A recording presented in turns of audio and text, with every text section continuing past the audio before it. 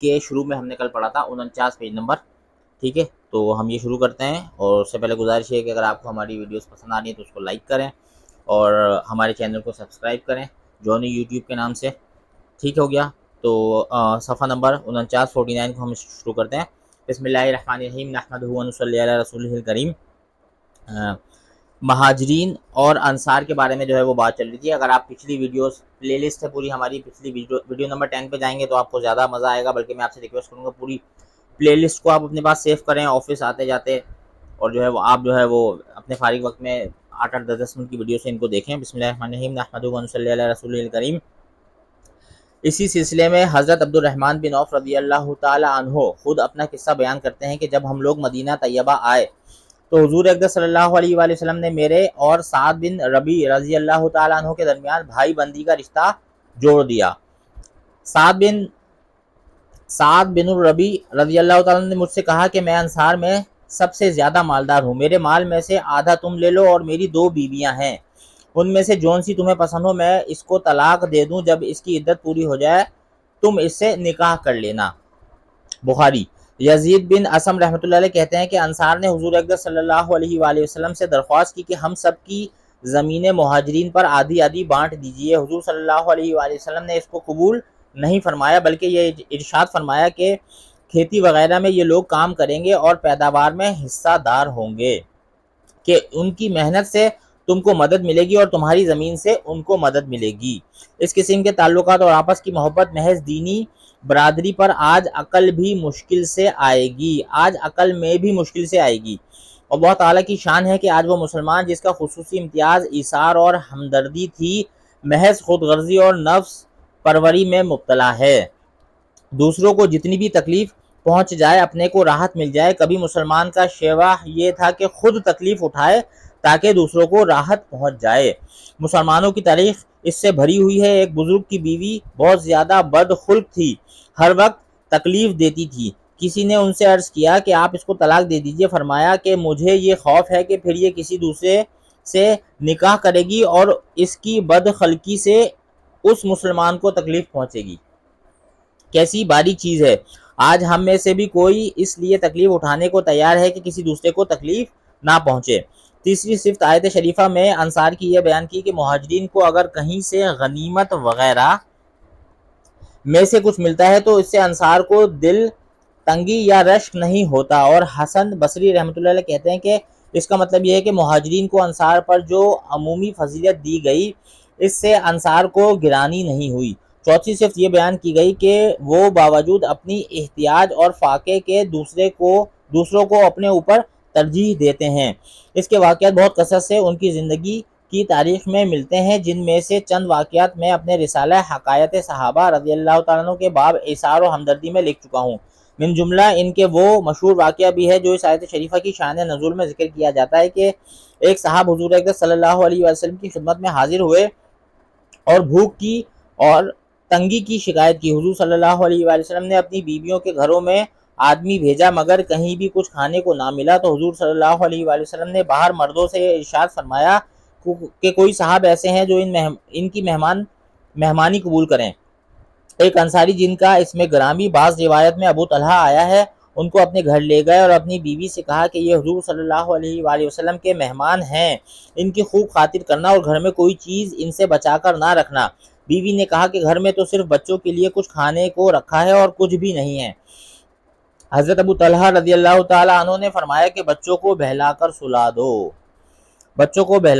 اور جب ہم کھانا لے کر مہمان کے ساتھ بیٹھیں تو تم چراغ کو درست کرنے کے لیے اٹھ کر اس کو بجھا دینا تاکہ ہم نہ کھاویں اور مہمان کھا لیں. چنانچہ بیوی نے ایسا ہی کیا.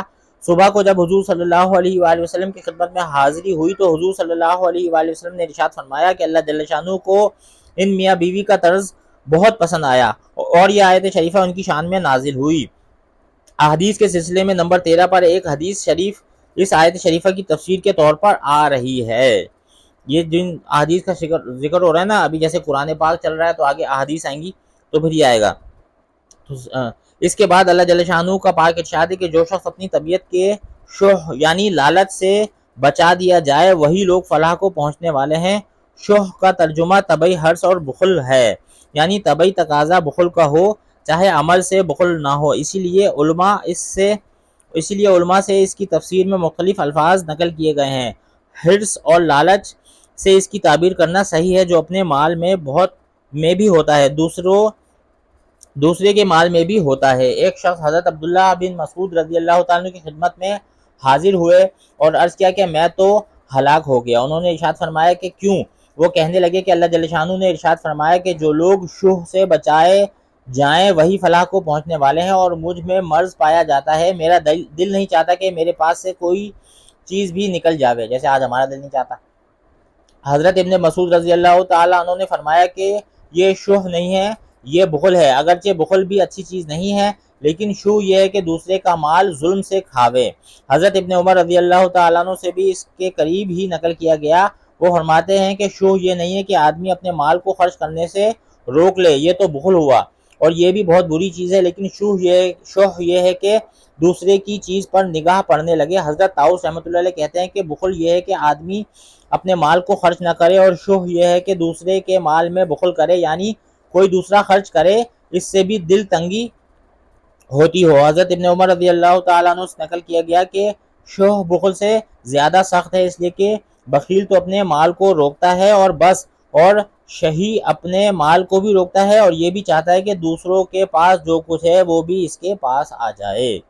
ایک حدیث میں حضور اقدس صلی اللہ علیہ وآلہ وسلم کا ارشاد نقل کیا گیا ہے کہ جس شخص میں 3 خصلتیں ہو وہ شح سے بری ہے، مال کی زکوٰۃ ادا کرتا ہو، مہمانوں کی مہمانداری کرتا ہو اور لوگوں کی مصائب میں مدد کرتا ہو۔ اب آپ اپنا محاسبہ کر لیں، میں اپنا محاسبہ کر لوں کہ ہمارے اندر یہ 3 چیزیں ہیں کہ نہیں۔ ایک اور حدیث میں حضور صلی اللہ علیہ وسلم کا ارشاد آیا ہے کہ اسلام کو کوئی چیز ایسا نہیں مٹاتی جیسا کہ شح مٹاتا ہے۔ ایک اور حدیث میں حضور صلی اللہ علیہ وسلم کا ارشاد نقل کیا گیا کہ اللہ کے راستے کا غبار اور جہنم کا دھواں، یہ دونوں چیزیں کسی ایک شخص کے پیٹ میں جمع نہیں ہو سکتی، اور ایمان اور شح کسی ایک دل میں کبھی جمع نہیں ہو سکتے۔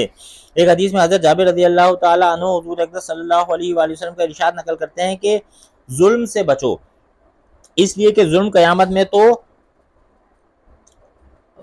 تو بتو اندھیرا ہوگا، یعنی ایسا سخت اندھیرا پیدا کرے گا کہ اندھیرے کی تہ پر تہ جم جائے گی۔ اور اپنے آپ کو شح سے بچاؤ کہ اس نے تم سے پہلے لوگوں کو ہلاک کیا، کہ اسی کی وجہ سے ان لوگوں نے دوسرے لوگوں کے خون بہائے اور اسی کی وجہ سے اپنی محرم عورتوں سے زنا کیا۔ حضرت ابو ہریرہ رضی اللہ تعالیٰ عنہ حضور اقدس صلی اللہ علیہ وسلم کا ارشاد نقل کرتے ہیں کہ اپنے آپ کو شح اور بخل سے بچاؤ کہ اس نے تم سے پہلے لوگوں کو قطع رحمی پر ڈال دیا اور ان کو اپنے محرموں سے زنا کرنے پر ڈال دیا اور ان کو خون بہانے پر ڈال دیا۔ یعنی اگر آدمی اجنبی عورت سے زنا کرے تو اس کو کچھ دینا پڑے، اور بیٹی سے زنا کرے تو مفت ہی میں کام چل جائے، اور مال کی وجہ سے لوٹ مار تو ظاہر ہے۔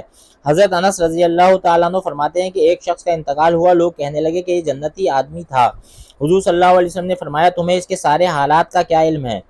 کیا بعید ہے کہ کبھی اس نے ایسی بات زبان سے نکالی ہو جو بیکار ہو، یا ایسی چیز میں بخل کیا ہو جو اس کو نفع نہ پہنچاتی ہو۔ دوسری حدیث میں یہ قصہ اس طرح نقل کیا گیا کہ احد کی لڑائی میں ایک صاحب شہید ہو گئے، ایک عورت ان کے پاس آئیں اور کہنے لگیں کہ بیٹا تجھے شہادت مبارک ہو۔ حضور صلی اللہ علیہ وسلم نے فرمایا تمہیں اس کی کیا خبر ہے کہ اس نے کبھی کوئی بیکار بات زبان سے کہی ہو یا ایسی چیز میں بخل کیا ہو جو اس کی ضرورت کی نہ ہو، کہ ایسی معمولی چیز میں بخل کرنا بھی حرص اور لالچ کی انتہا سے ہوتا ہے، ورنہ معمولی چیزیں جن میں اپنا نقصان نہ ہو بخل کے قابل نہیں ہوتی۔ صفحہ نمبر 52 تک ہم نے پڑھ لیا ہے، اس کے بعد آگے پڑھتے ہیں انشاءاللہ۔ تو اگر آپ کو ویڈیو پسند آ رہی ہو تو اس کو لائک کریں اور ہمارے چینل کو سبسکرائب کریں، تاکہ آپ بھی ہمارے ساتھ یہ ہزار صدقات کی کتاب میں جو ہے وہ شریک ہو جائیں اور آپ بھی کتاب پوری اینڈ تک پڑھیں، اور دعا کریں اللہ پاک مجھے بھی یہ کتاب پوری پڑھنے کی توفیق عطا فرمائے۔ سبحان اللہ و بحمدہ، سبحانک اللہم و بحمدک، نشہد ان لا الہ الا انت، نستغفرک و نتوب الیک۔ سبحان ربک رب العزت عما یصفون و سلام علی المرسلین والحمد للہ رب العالمین۔ ملتے ہیں آپ سے اپنی اگلی ویڈیو میں، تب تک کے لیے السلام علیکم ورحمۃ اللہ۔